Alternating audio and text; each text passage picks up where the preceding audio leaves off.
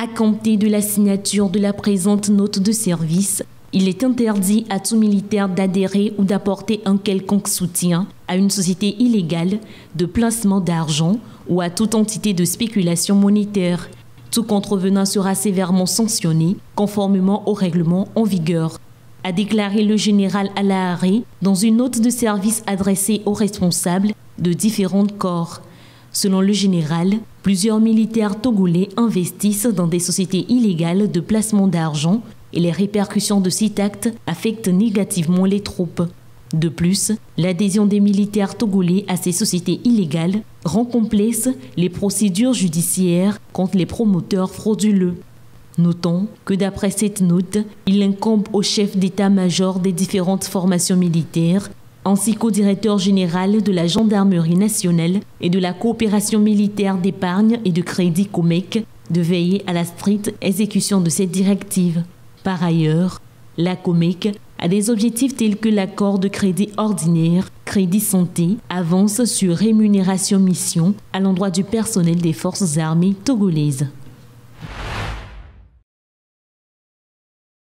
Le Togo compte au moins 2000 centres de santé. Malheureusement, le pays a du mal à assurer une meilleure couverture sanitaire de sa population. En effet, le plateau technique fait défaut, ce qui pousse certains patients à aller se faire soigner dans les centres de santé privés et même hors du pays. Face à la situation, la coopération germano-togolaise a permis au ministère de la Santé et de l'Hygiène publique de bénéficier d'une enveloppe financière. Ce financement d'une valeur de 260 millions de francs CFA va permettre au Centre des maladies infectieuses CMI de Kara de se doter d'une gamme variée d'équipements médicaux. Il s'agit des équipements de réanimation, de stérilisation, de conservation des corps et du matériel informatique et bureautique, entre autres. Cette contribution vient renforcer la lutte contre les maladies transmissibles. Autrement dit, ces ressources vont soutenir le Togo dans ses efforts de prévention par la vaccination et la lutte contre le paludisme, la tuberculose et le VIH-Sida.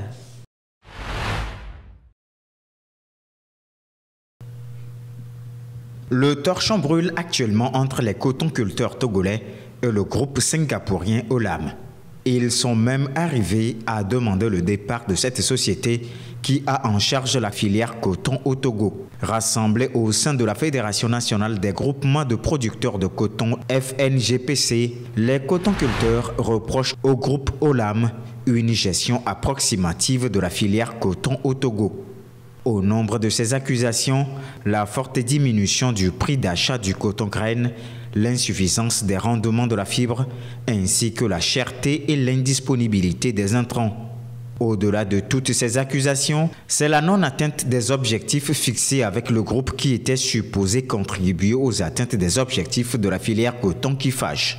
Les exemples des pays de la sous-région présentés par les cotonculteurs montrent que la gestion du coton dans les pays de la sous-région est bien loin devant celle faite de la filière togolaise du coton. La Fédération nationale des producteurs de coton estime aussi que le groupe Olam a même accumulé depuis 2020 des dettes inexpliquées. La Fédération des producteurs de coton demande expressément à l'État togolais de reprendre la main et de faire partir le groupe singapourien Olam. Pour l'heure, le groupe accusé ne s'est pas encore prononcé sur les accusations contre elle portées.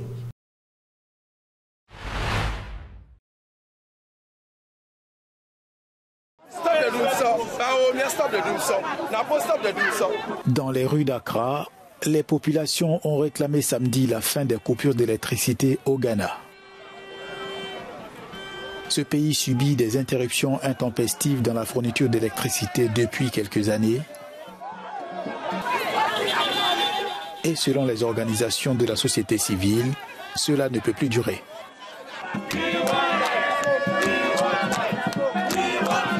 Emmenés par l'actrice Yvonne Nelson et d'autres célébrités du pays, les manifestants ont paralysé Medina Road, l'une des principales voies de circulation pour dénoncer Damsor, terme local pour délestage. J'ai le sentiment que ce gouvernement et les dirigeants actuels sont arrogants. Nous devons savoir exactement ce qui se passe et nous espérons que cela servira à faire pression sur le gouvernement pour qu'il nous rende nos lumières.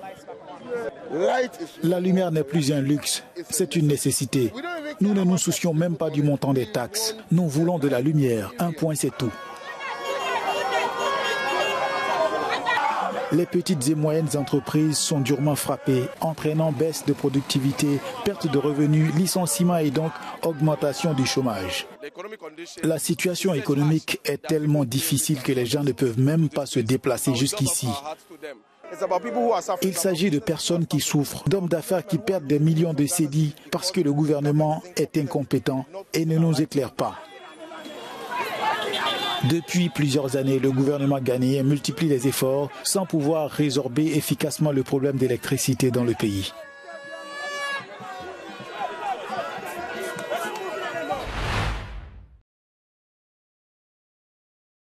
Sur les chemins de Mangina, un corps a été laissé à l'abandon, mort depuis jeudi.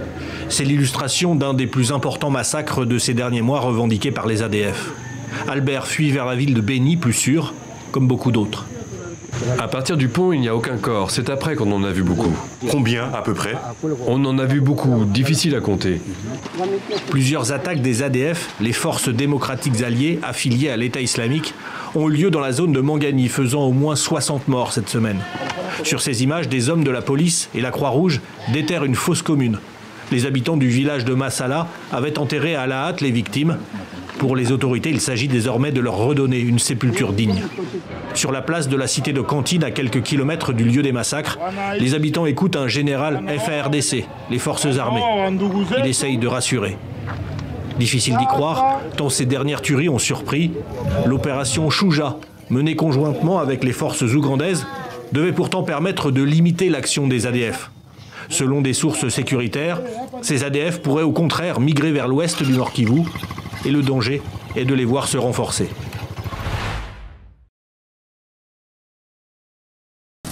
Le président du Kenya, William Ruto, assure pouvoir envoyer la semaine prochaine ou la suivante 1000 policiers en Haïti.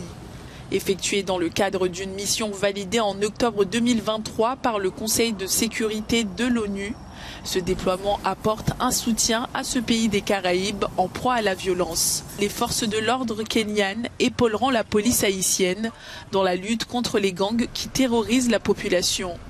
D'autres pays doivent également contribuer à cette mission, parmi eux le Bénin, les Bahamas et le Tchad.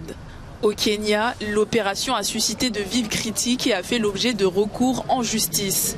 Un parti d'opposition jugeant l'opération inconstitutionnelle, illégale et invalide a déposé à la mi-mai un nouveau recours accusant le gouvernement d'outrage au tribunal. La Haute Cour du Kenya doit examiner cette affaire le 12 juin. L'ONG Human Rights Watch a fait part de ses préoccupations en matière de droit concernant la mission et de ses doutes sur son financement. La police kenyane est souvent accusée par les défenseurs des droits humains d'utilisation excessive de la force et d'exécution extrajudiciaire.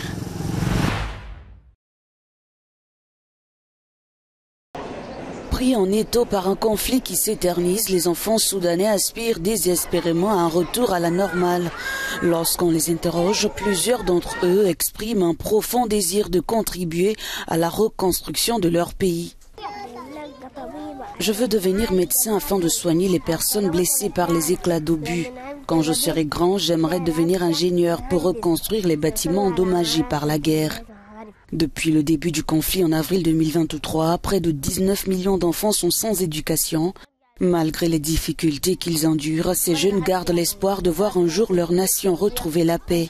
J'aimerais que ma mère et moi puissions aller en Arabie Saoudite pour rendre visite à mes frères et à mon père. J'espère que la guerre cessera bientôt, que nous pourrons retourner à l'école et faire venir mes frères de l'étranger. Le conflit a contraint plus de 4 millions d'enfants à fuir les violences. Sur le terrain, les groupes armés poursuivent sans relâche leurs affrontements, laissant près de la moitié de la population dans une situation critique. Chaque semaine, dans le district de Madi Okolo en Ouganda, ces femmes se réunissent avec une idée en tête, chercher des solutions afin de protéger le karité. Cette ressource vitale contribue grandement à la subsistance et à l'économie locale. Cependant, cet arbre est sérieusement menacé par la production de charbon en dépit d'une loi qui le protège. En plus de sensibiliser nos hommes au danger de l'abattage de ces arbres, Nous devrions également plaider et sensibiliser d'autres organes gouvernementaux sur ce problème d'abattage d'arbres devenu endémique.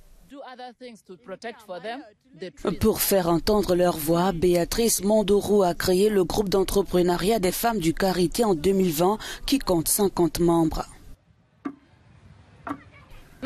Désormais, en tant que district, nous avons mis en place une ordonnance pour protéger tous les arbres et la fabrication de charbon de bois est également interdite. Le sous-comté a également adopté un règlement. Quiconque est pris en train de couper un arbre est sévèrement sanctionné afin de dissuader les autres et de faire comprendre que toute infraction sera punie. Déterminé à restaurer l'écosystème et à préserver cette précieuse ressource, ce collectif a pris l'engagement de replanter tous les arbres de Carité. Dans les régions de l'Ouest et du Nord, on comptait jusqu'à 34 arbres à Carité par hectare. Cependant, au fil des 8 dernières années, ce chiffre a dégringolé. Nous mettons en œuvre des mesures d'atténuation, telles que la promotion de ce que nos communautés appellent la régénération naturelle gérée par l'agriculteur. La plupart de ces espèces d'arbres ont la capacité de se régénérer naturellement après avoir été coupées. Une fois qu'elles ont repoussé, nous encourageons nos concitoyens à conserver quelques pousses qui émergent de la souche principale, de manière à ce qu'elles puissent être gérées et se développer pour devenir de grands arbres à leur tour. La demande mondiale de noix de Carité s'élève à plus de 350 000 tonnes. L'Ouganda ne produit que 3 tonnes par an. Le pays vise près de 2000 tonnes par an. Pour ces femmes, la préservation des arbres de Carité en danger ne concerne pas uniquement les revenus immédiats, mais revêt une importance capitale pour la protection de l'environnement et le bien-être des générations à venir.